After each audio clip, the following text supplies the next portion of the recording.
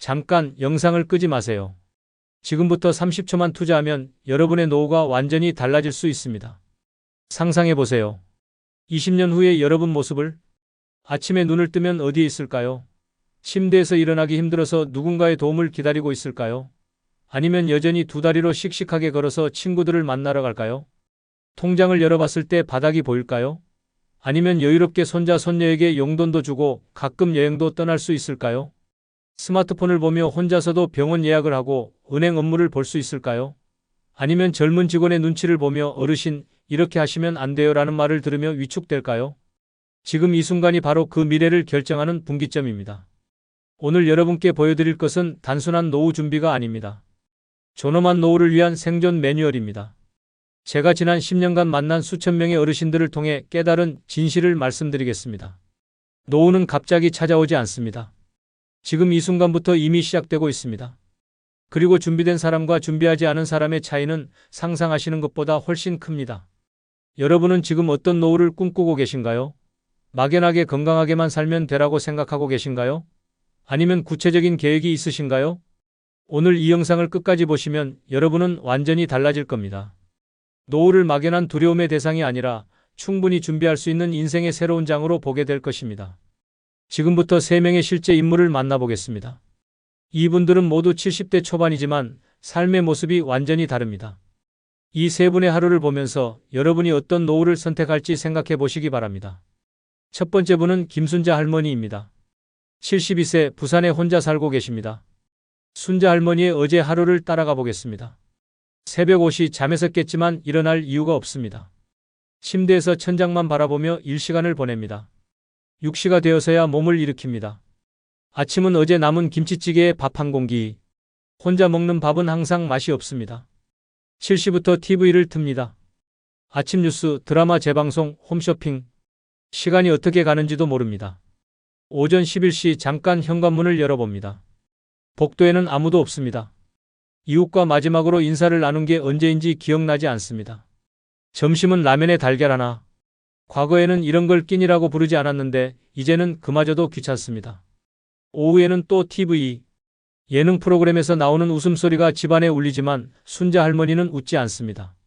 저녁 6시 동네 마트에 갑니다. 하루 중 유일하게 집 밖으로 나가는 시간입니다. 계산할 때 마트 직원과 나누는 안녕하세요, 감사합니다가 하루 종일 나누는 유일한 대화입니다. 밤 9시 다시 TV 앞에 앉습니다. 뉴스에서는 물가 인상 소식, 연금 개혁 이야기가 나옵니다. 불안해지지만 어떻게 해야 할지 모릅니다. 누구에게 물어볼 사람도 없습니다. 밤 11시 잠자리에 듭니다. 내일도 오늘과 똑같을 것이라는 생각에 한숨이 나옵니다. 이게 바로 준비 없는 노후의 현실입니다. 돈이 없어서가 아닙니다. 연결이 없고 의미가 없고 희망이 없기 때문입니다. 두 번째 분은 이도현 할아버지입니다. 69세 수원에 살고 계시고 맞벌이하는 아들 내외를 위해 손주들을 돌봐주고 계십니다.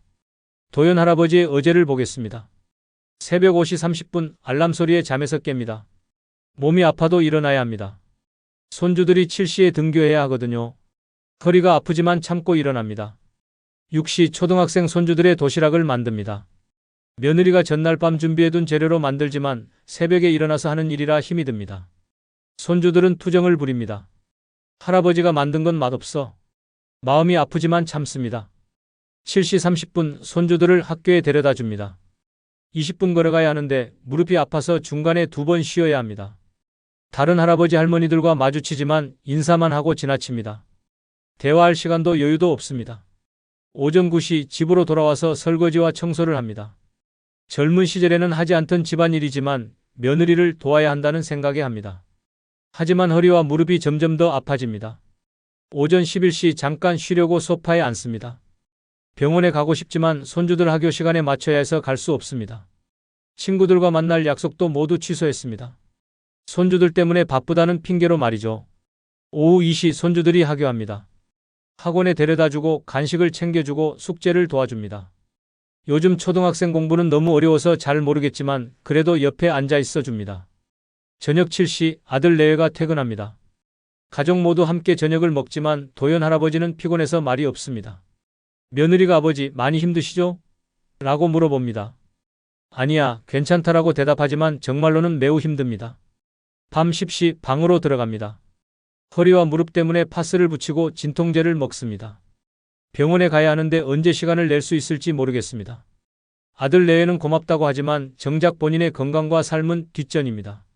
이게 바로 가족을 위해 자신을 희생하는 노후입니다.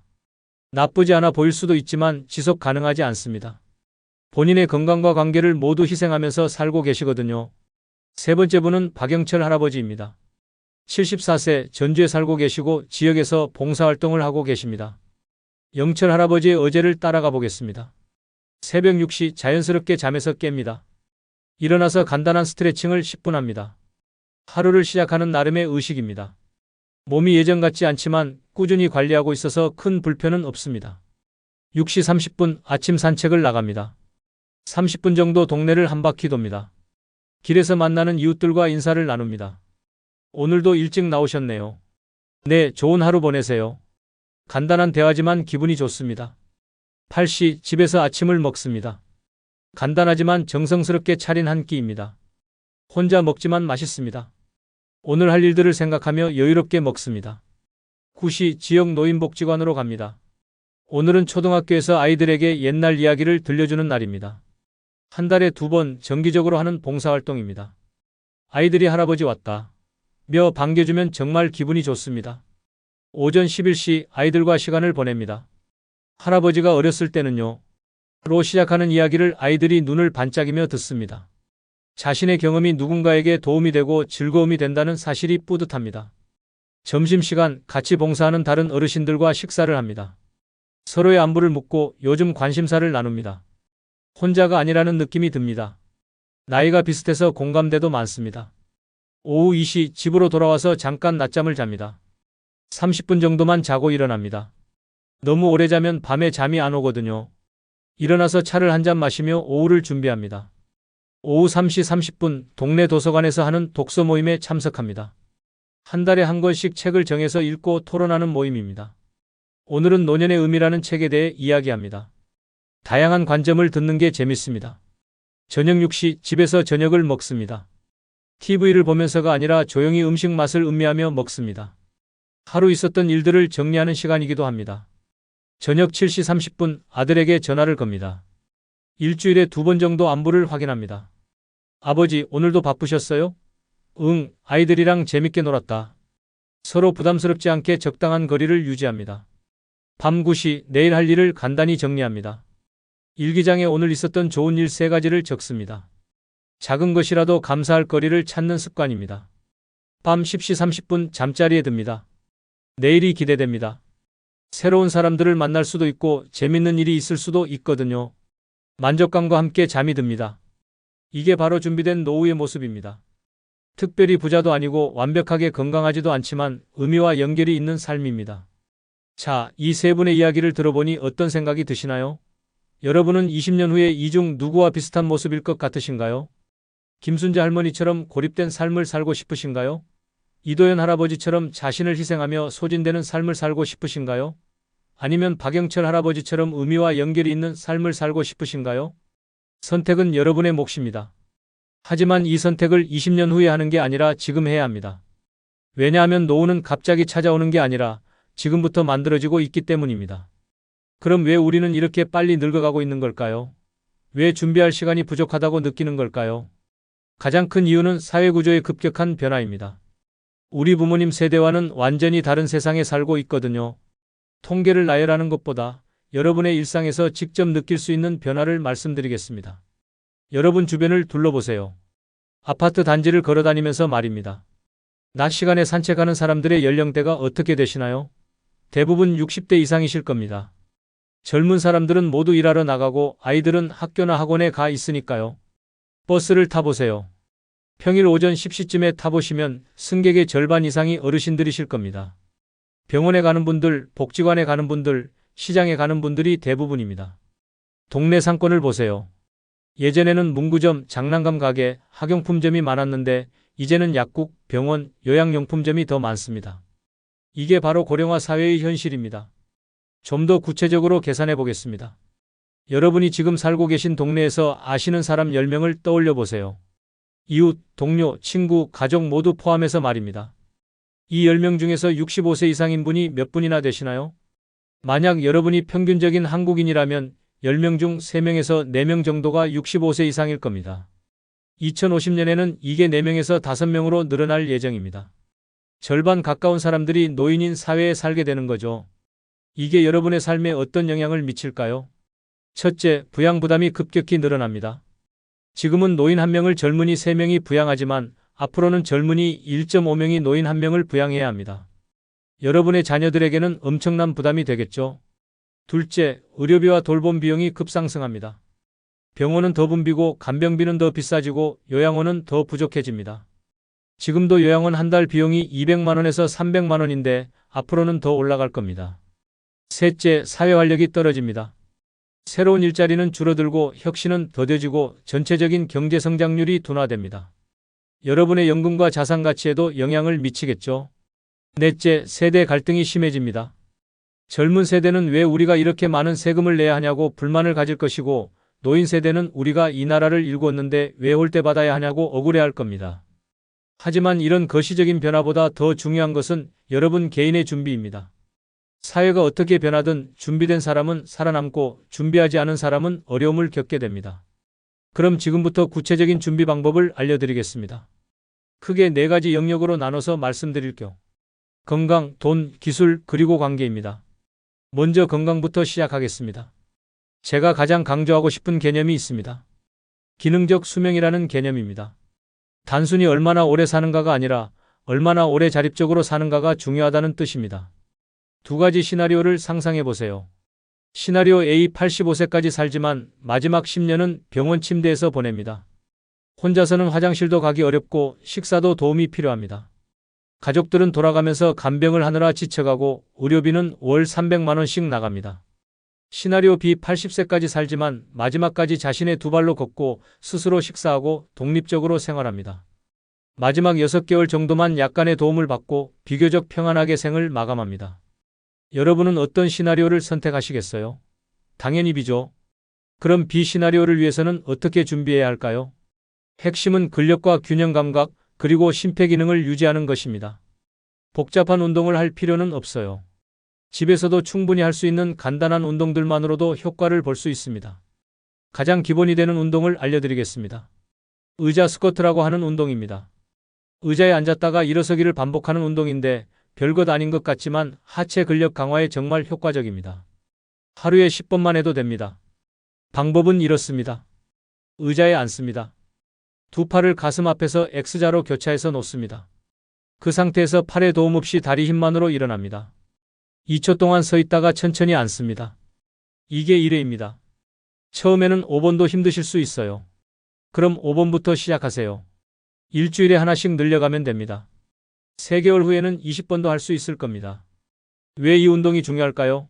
화장실에서 일어서기, 침대에서 일어서기, 버스에서 일어서기. 이 모든 동작이 바로 스쿼트 동작입니다. 이 근력이 떨어지면 일상생활이 어려워지는 거예요. 2번째는 물통 들기 운동입니다. 1.5리터 물통 2개를 준비합니다.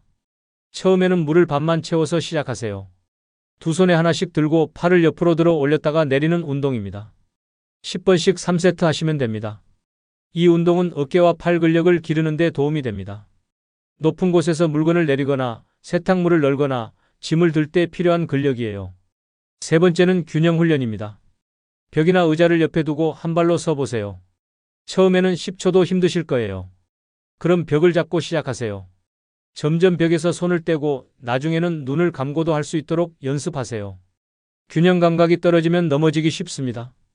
65세 이상에서 넘어져서 다치는 사고가 교통사고보다 더 많다는 사실 아시나요? 균형 감각 훈련만으로도 낙상 사고를 90% 이상 예방할 수 있어요. 이 3가지 운동을 매일 하시되 중요한 원칙이 하나 있습니다. 회복일을 반드시 만드시라는 것입니다.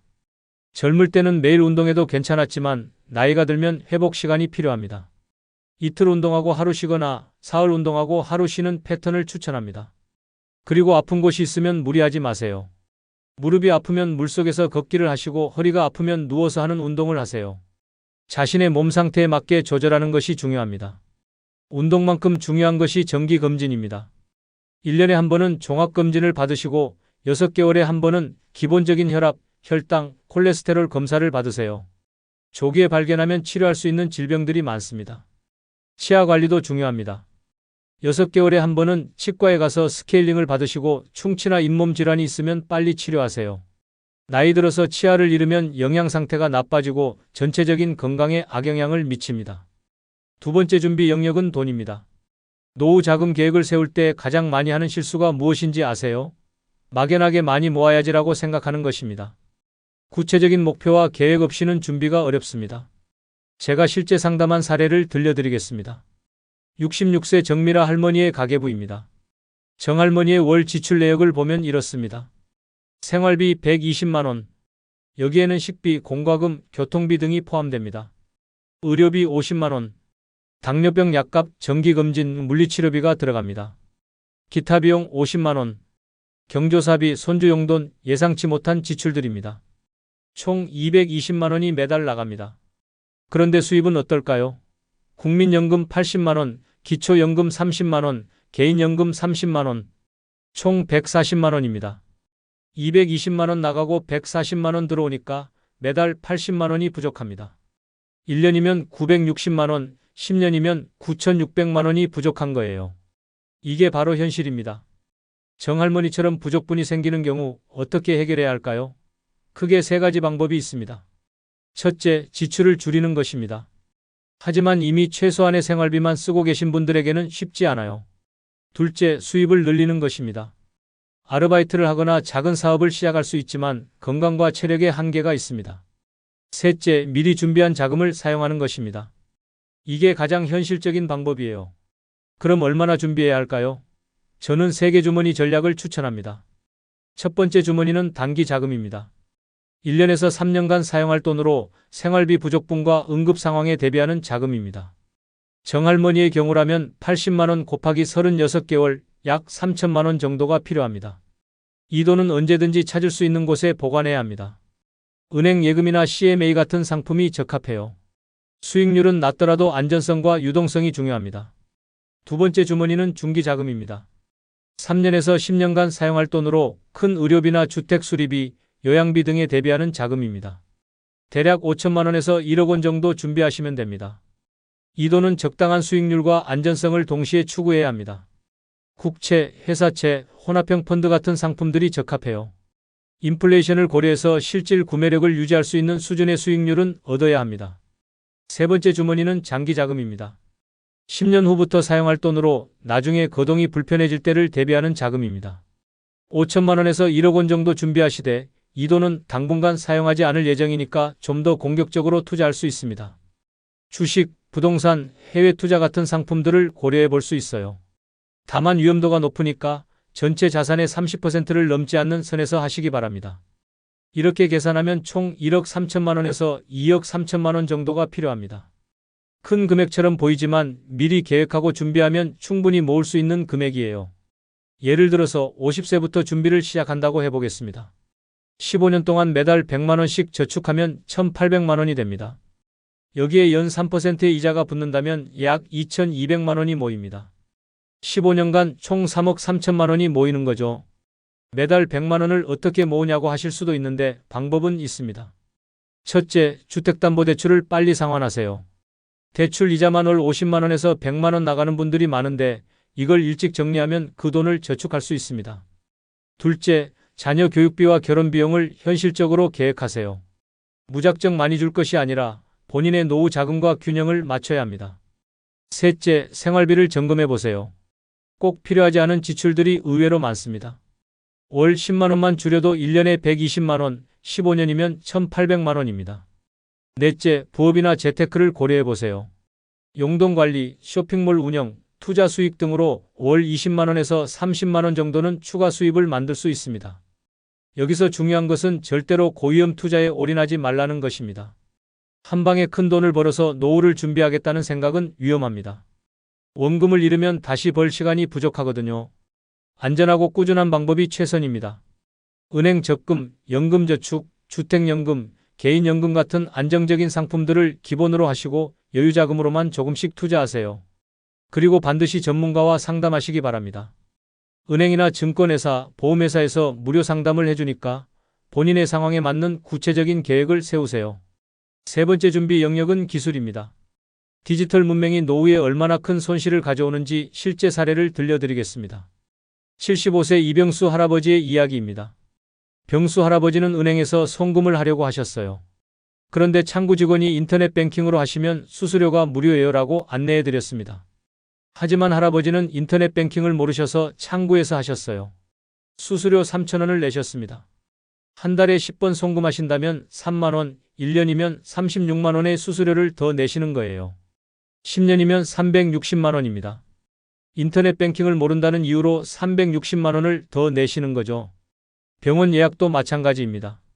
전화로 예약하면 대기 시간이 길고 원하는 시간에 예약하기 어려워요. 하지만 병원 앱을 사용하면 24시간 언제든지 예약할 수 있고 대기번호도 확인할 수 있습니다. 택시도 그렇습니다. 길에서 택시를 잡으면 언제 올지 모르고 바가지 요금을 당할 수도 있어요. 하지만 카카오 택시나 타다 같은 앱을 쓰면 정확한 요금을 미리 알 수 있고 기사님의 위치도 실시간으로 확인할 수 있습니다. 이런 작은 것들이 누적되면 엄청난 차이가 됩니다. 디지털을 잘 사용하는 노인과 그렇지 않은 노인 사이에는 생활의 질에서 큰 격차가 생기는 거예요. 그럼 어떤 기술들을 꼭 배워야 할까요? 필수 4가지를 말씀드리겠습니다. 첫 번째는 모바일 송금입니다. 토스, 카카오페이, 페이코 같은 앱을 하나 정도는 사용할 수 있어야 해요. 자녀들에게 용돈을 보내거나 온라인 쇼핑을 할 때, 택시비를 낼 때 필요합니다. 처음에는 복잡해 보이지만 한번 배워두면 매우 편리해요. 은행에 가지 않고도 24시간 언제든지 송금할 수 있거든요. 두 번째는 온라인 예약입니다. 병원, 미용실, 식당, 영화관 예약을 온라인으로 할 수 있어야 해요. 전화보다 훨씬 빠르고 정확합니다. 네이버 예약, 병원 홈페이지, 영화관 앱 등을 사용해 보세요. 처음에는 자녀들의 도움을 받아서라도 익혀두시면 좋겠어요. 세 번째는 복지 앱입니다. 정부에서 제공하는 각종 복지 혜택을 신청할 때 온라인이 훨씬 빠르고 편해요. 기초연금, 노인장기요양보험, 각종 바우처 서비스 등을 신청할 수 있습니다. 복지로 앱, 국민연금 앱, 건강보험 앱 등을 설치해서 사용해 보세요.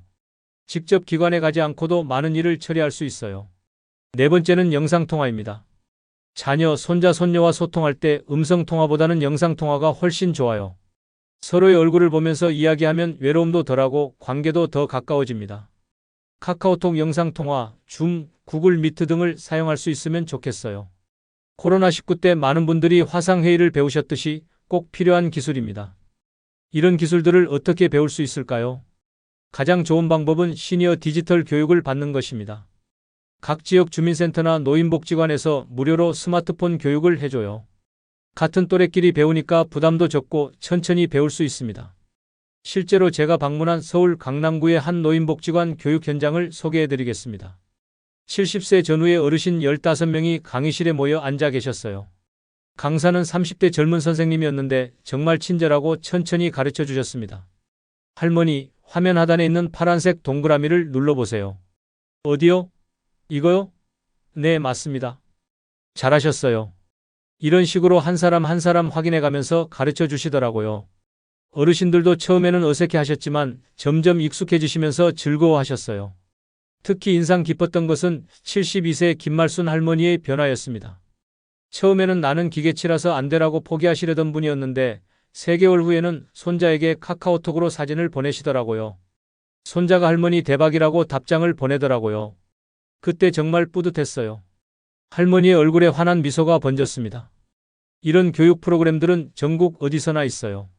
서울시의 경우 어르신 스마트폰 교실이라는 이름으로 운영되고 부산시는 시니어 디지털 역량 강화 사업, 대구시는 스마트 시니어 아카데미라는 이름으로 운영됩니다. 교육을 받기 어려운 상황이라면 자녀들의 도움을 받으세요. 하지만 여기서 중요한 팁이 있습니다. 한 번에 모든 것을 배우려고 하지 마세요. 하나씩 천천히 익숙해질 때까지 연습하세요. 예를 들어서 첫 주에는 카카오톡 메시지 보내기만 연습하세요. 이것만 완벽하게 할 수 있으면 둘째 주에는 사진 보내기를 배우고 셋째 주에는 영상통화를 배우는 식으로 말이에요. 그리고 절대로 창피하지 마세요. 젊은 사람들도 새로운 앱을 배울 때는 어색해해요. 나이 때문에 못 배우는 게 아니라 연습이 부족해서 그런 거예요. 네 번째 준비 영역은 관계입니다. 가족관계와 지역관계로 나눠서 말씀드리겠습니다. 먼저 가족관계부터 보겠습니다. 노후의 가장 큰 스트레스 중 하나가 가족 간의 갈등입니다. 특히 부모님 돌봄을 둘러싼 형제자매 간의 갈등은 정말 심각해요. 실제 사례를 들려드리겠습니다. 이것은 가상의 사례이지만 제가 상담한 수많은 가족들의 이야기를 종합한 것입니다. 3남 2녀 중 첫째인 김대호 씨의 이야기입니다. 아버지가 치매에 걸리셔서 돌봄이 필요한 상황이 되었어요. 당연히 첫째인 대호 씨가 주로 돌봐야 한다는 분위기였습니다. 처음에는 내가 맞으니까 당연하다는 생각으로 시작했어요. 하지만 시간이 갈수록 힘들어졌습니다. 매주 부모님 댁에 가서 병원 모시기, 약 챙겨드리기, 생활비 지원하기. 육체적으로도 힘들었지만 경제적 부담도 만만치 않았어요. 월 200만 원씩 드는 간병비와 의료비를 혼자 감당하기 어려워서 동생들에게 도움을 요청했어요. 그런데 둘째는 나는 지방에 살아서 자주 갈 수 없다. 셋째는 사업이 어려워서 돈이 없다. 첫째 여동생은 시집간 딸은 친정일에 깊이 관여하기 어렵다. 막내 여동생은 아직 애가 어려서 여유가 없다는 식으로 모두 핑계를 댔어요. 결국 대호 씨 혼자서 모든 것을 감당하게 되었고 자신의 가정생활과 직장생활까지 위기에 빠졌습니다. 동생들에 대한 원망이 쌓이면서 가족관계도 악화되었어요. 이런 상황은 어떻게 예방할 수 있을까요? 답은 미리 가족 합의서를 만드는 것입니다. 부모님이 건강할 때 온 가족이 모여서 돌봄에 대한 원칙을 정해두는 거예요. 가족 합의서에 들어가야 할 3가지 항목을 말씀드리겠습니다. 첫째, 역할 배분표입니다. 누가 어떤 역할을 담당할지 미리 정해두는 거예요. 예를 들어서 첫째는 의료진과의 소통과 중요한 의사결정을 담당하고 둘째는 월 2회 방문해서 생활 돌봄을 하고 셋째는 경제적 지원을 담당하는 식으로 말이에요. 지리적 거리, 경제적 능력, 개인 상황을 모두 고려해서 공정하게 배분해야 합니다. 모든 사람이 똑같은 역할을 할 필요는 없어요. 각자의 상황에 맞게 다르게 기여하면 됩니다. 둘째, 비용 상한선입니다. 돌봄 비용이 얼마까지 들어가면 어떻게 분담할지 미리 정해두는 거예요. 예를 들어서 월 100만 원까지는 첫째가 부담하고 그 이상 들어가면 형제들이 나눠서 부담한다든지 말이에요. 그리고 요양원에 모실 경우의 비용 분담, 간병인을 고용할 경우의 비용 분담도 미리 정해두세요. 돈 문제로 싸우는 것만큼 가족 관계를 악화시키는 것도 없거든요. 셋째, 의료의사결정 기록입니다. 부모님이 의식을 잃거나 판단력을 잃으셨을 때 누가 대신 의료진과 상의하고 결정할지 미리 정해두는 거예요. 그리고 부모님의 평소 생각도 기록해두세요. 연명치료는 어떻게 할 것인가, 장기 기증은 어떻게 할 것인가, 장례는 어떻게 치를 것인가 같은 것들을 미리 이야기해 두시면 좋겠어요. 막상 그런 상황이 되면 가족들이 혼란스러워 하거든요. 이런 합의서를 만들 때 중요한 것은 강요하지 않는다는 것입니다. 모든 가족이 자발적으로 동의해야 해요. 그리고 상황이 바뀌면 언제든지 수정할 수 있다는 것도 명시해 두세요. 합의서를 만드는 과정 자체가 가족들이 서로의 상황을 이해하는 계기가 됩니다. 그리고 나중에 갈등이 생겼을 때도 우리가 미리 정한 원칙이 이거였잖아라고 이야기할 수 있어서 해결이 수월해져요. 다음은 지역관계입니다. 노후에는 가족보다 이웃이 더 중요할 수 있어요. 가족은 멀리 살거나 바빠서 자주 만나기 어렵지만 이웃은 가까이 있어서 위급할 때 더 빨리 도움을 받을 수 있거든요. 제가 강조하고 싶은 개념이 10분 생활권입니다. 집에서 걸어서 10분 내에 필요한 시설들이 모두 있어야 한다는 뜻입니다. 체크리스트를 만들어 드릴게요. 여러분 집에서 걸어서 10분, 즉 반경 500m 안에 이 5가지가 있는지 확인해 보세요. 첫째, 병원 또는 의원입니다. 내과, 정형외과, 안과, 치과 중에서 최소 2곳은 있어야 해요. 걸어서 갈 수 있는 거리에 병원이 없으면 나이가 들어서 정말 불편합니다. 둘째, 약국입니다. 24시간은 아니어도 적어도 저녁 8시까지는 문을 여는 약국이 있어야 해요. 응급 상황에 약을 사러 갈 수 있거든요. 셋째, 마트 또는 시장입니다. 장을 보러 갈 수 있는 곳이 있어야 해요. 대형마트는 아니어도 생활에 필요한 기본적인 것들을 살 수 있는 곳이면 됩니다. 넷째, 은행 또는 우체국입니다. ATM만 있어도 괜찮지만 창구 업무를 볼 수 있는 곳이 있으면 더 좋아요. 복잡한 금융 업무는 아직도 창구에서 하는 경우가 많거든요. 다섯째, 복지관 또는 주민센터입니다. 각종 복지 서비스를 신청하거나 동호회 활동을 할 수 있는 곳이 있어야 해요. 사회적 연결의 거점이 되는 곳입니다. 이 5가지가 모두 10분 내에 있다면 최고이지만 현실적으로 어려울 수 있어요. 그럼 최소한 병원과 마트는 반드시 가까이 있어야 합니다. 만약 지금 살고 계신 곳이 이 조건에 맞지 않는다면 노후를 위해서 이사를 고려해 볼 필요가 있어요. 나중에 거동이 불편해지면 이사하기 더 어려우니까 미리 준비하시는 게 좋겠어요. 그리고 이웃 연락망을 구축하세요. 최소 3명 정도는 위급할 때 연락할 수 있는 이웃이 있어야 해요. 어떻게 이웃과 친해질 수 있을까요? 가장 쉬운 방법은 동네 산책을 하면서 인사를 나누는 것입니다. 매일 같은 시간에 나가다 보면 자연스럽게 얼굴을 익히게 되고 인사를 나누게 되고 이야기를 하게 돼요. 아파트에 살고 계시면 엘리베이터에서 만날 때 먼저 인사하세요. 몇 층이세요? 날씨가 좋네요. 오늘도 좋은 하루 보내세요 같은 간단한 말부터 시작하면 됩니다. 동네 상점을 이용할 때도 점원이나 사장님과 대화를 나눠보세요. 오늘 뭐가 신선해요? 이 동네 산지 얼마 안 돼서 잘 모르는데 맛있는 식당 어디 있어요?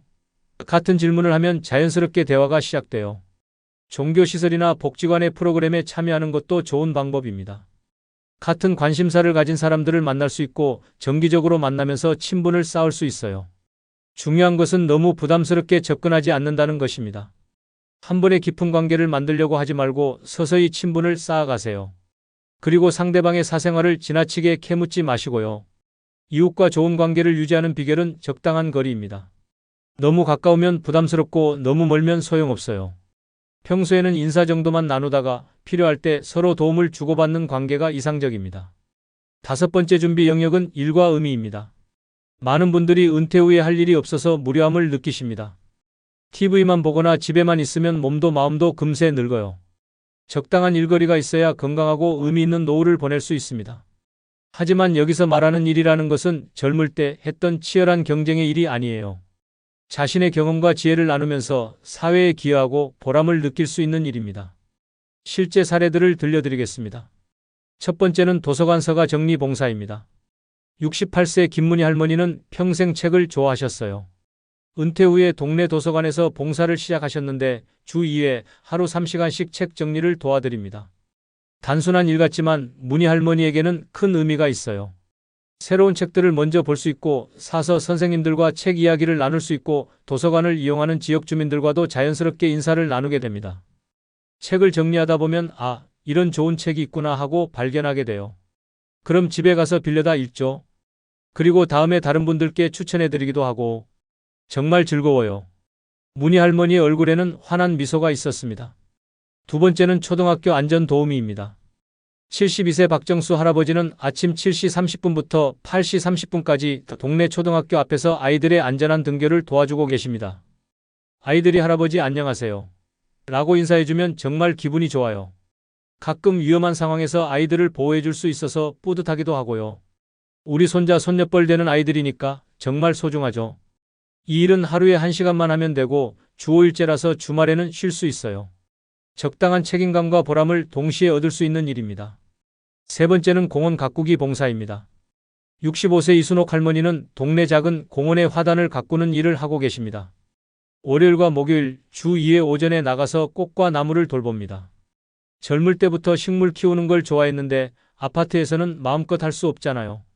그런데 여기서는 넓은 화단을 마음껏 가꿀 수 있어서 정말 좋아요. 계절마다 다른 꽃을 심고 주민들이 꽃이 예쁘다고 말해주시면 정말 기뻐요. 이런 경험형, 봉사형 일자리의 특징은 무엇일까요? 첫째, 경쟁이 심하지 않습니다.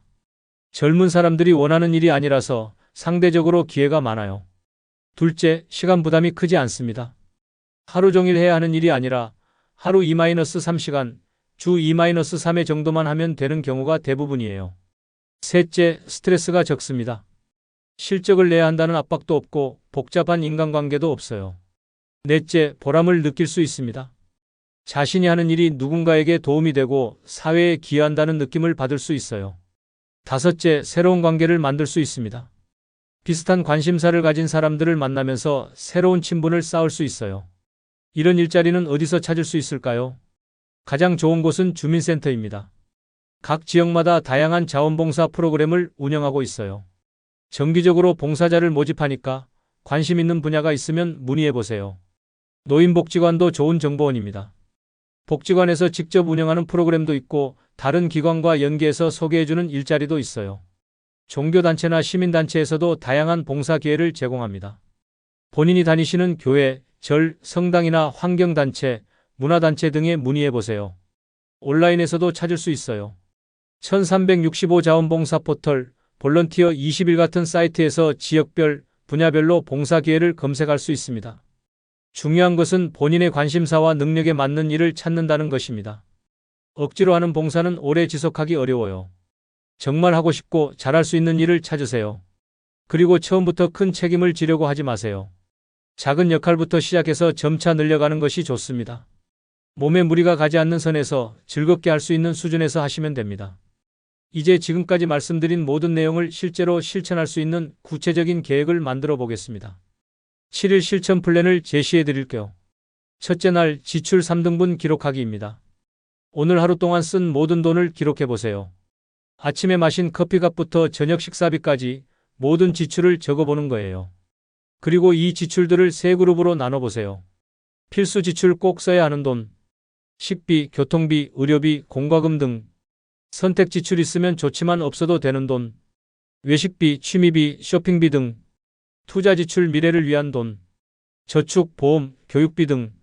이렇게 나눠보면 어디서 돈이 새나가는지, 어디를 줄일 수 있는지 알 수 있어요. 노후 자금 마련을 위해서는 선택 지출을 줄이고 투자 지출을 늘려야 하거든요. 둘째 날 3버킷 금액 계산하기입니다. 앞서 말씀드린 3개 주머니 전략을 본인 상황에 맞게 계산해 보세요. 단기 자금 현재 월 지출액 36개월, 중기 자금 예상되는 큰 지출 의료비, 주택 수리비 등, 장기 자금 요양비, 상속 준비금 등 합계가 얼마나 나오는지 계산해 보시고 현재 준비된 자금과 비교해 보세요. 부족한 금액이 얼마인지 알면 앞으로 얼마나 더 모아야 하는지 구체적인 목표가 생깁니다. 셋째 날 내 생활권 10분 맵 작성하기입니다. 집을 중심으로 반경 500m 지도를 그려보세요. 실제 지도를 인쇄해서 동그라미를 그려도 되고 네이버 지도나 구글 지도를 캡처해서 표시해도 됩니다. 그 안에 병원, 약국, 마트, 은행, 복지관이 어디에 있는지 표시해 보세요. 5가지가 모두 있다면 훌륭하고 없는 것이 있다면 어디서 찾을 수 있는지 알아보세요. 그리고 실제로 걸어서 가보세요. 몇 분이 걸리는지, 중간에 쉴 곳이 있는지, 길이 안전한지 확인해 보시면 됩니다. 넷째 날 의자 스쿼트 10회 시작하기입니다. 오늘부터 매일 의자 스쿼트 10회를 시작해 보세요. 앞서 설명드린 대로 의자에서 일어섰다 앉기를 팔에 힘을 쓰지 않고 다리 힘만으로 하는 거예요. 처음에는 힘들 수도 있어요. 그럼 5회부터 시작하셔도 됩니다. 중요한 것은 매일 하는 것이고 점차 늘려가는 것입니다. 운동을 한 후에는 간단한 기록을 남기세요.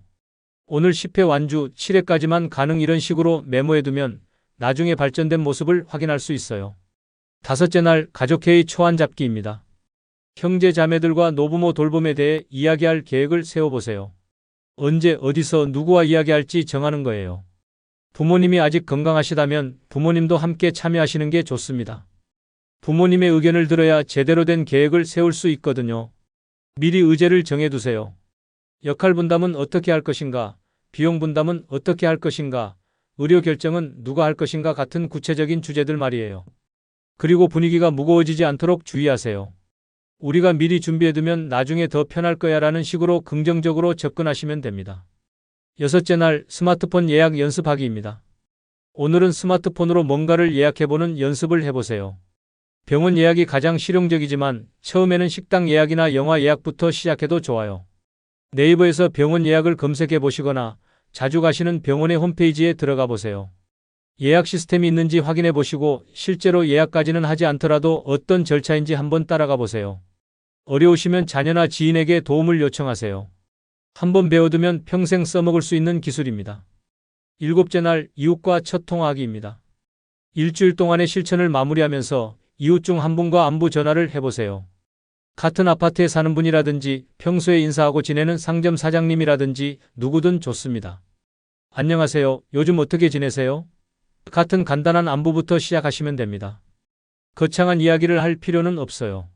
서로의 안부를 확인하는 것만으로도 충분합니다. 만약 직접 전화하기가 어색하면 문자 메시지부터 시작해보세요.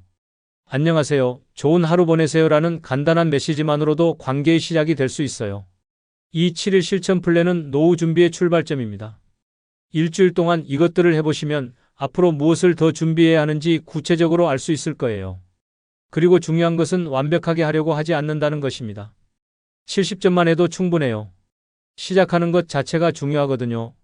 일주일 후에는 이 경험을 바탕으로 더 구체적인 장기 계획을 세우세요. 1년 계획, 5년 계획, 10년 계획으로 확장해 나가시면 됩니다. 마지막으로 여러분께 꼭 전하고 싶은 메시지가 있습니다. 늙음은 불가피합니다. 누구나 나이를 먹고 누구나 언젠가는 도움이 필요한 상황이 옵니다. 이것은 자연스러운 인생의 과정이에요. 부끄러워할 일도 두려워할 일도 아닙니다. 하지만 어떻게 늙을지는 선택할 수 있습니다. 준비 없이 맞는 노후와 미리 준비한 노후는 천지 차이입니다. 오늘 이 영상을 보신 여러분은 이미 첫걸음을 떼신 거예요. 노후 준비의 필요성을 인식하고 구체적인 방법을 알게 되셨으니까요. 이제 실천만 남았습니다. 내일부터 아니 오늘부터 시작하세요. 7일 실천 플랜 중에서 가장 쉬운 것 하나부터 시작하시면 됩니다. 기억하세요. 완벽한 준비는 없습니다. 하지만 준비한 만큼 더 나은 노후를 보낼 수 있어요. 여러분 모두가 존엄하고 의미 있는 노후를 맞이하시길 진심으로 바랍니다. 오늘 영상이 도움이 되셨다면 좋아요 버튼을 눌러주시고 구독과 알림 설정도 부탁드립니다. 그리고 댓글에 여러분의 7일 플랜 중 가장 먼저 시작하고 싶은 것 한 가지를 적어주세요. 저는 의자 스쿼트부터 시작하겠습니다. 저는 가족회의 준비부터 하겠습니다. 저는 스마트폰 예약 연습부터 해보겠습니다. 이런 식으로 댓글로 다짐을 남겨주시면 실천할 동기도 더 생기고 다른 분들에게도 자극이 될 거예요. 그리고 실천하시면서 궁금한 점이나 어려운 점이 있으면 언제든지 댓글로 질문해 주세요. 가능한 한 자세하게 답변해 드리겠습니다.